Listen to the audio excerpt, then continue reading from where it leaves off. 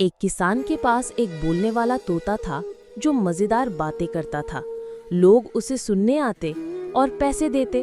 किसान खूब अमीर हो गया, लेकिन उसका पालतू कुत्ता कुछ नहीं करता था, बस सोता रहता।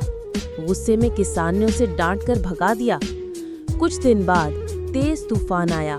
किसान की झोंपड़ी गिर गई और वो मलबे में दब गया। मदद की कोई उम्मीद नहीं थी। तभी वही कुत्ता लौट कर आया और उसे बचा लिया। किसान भावुक हो गया। कुत्ते की आंखों में आंसू थे। उसने बस इतना कहा, मुझे कोई लाइक और सब्सक्राइब नहीं करता।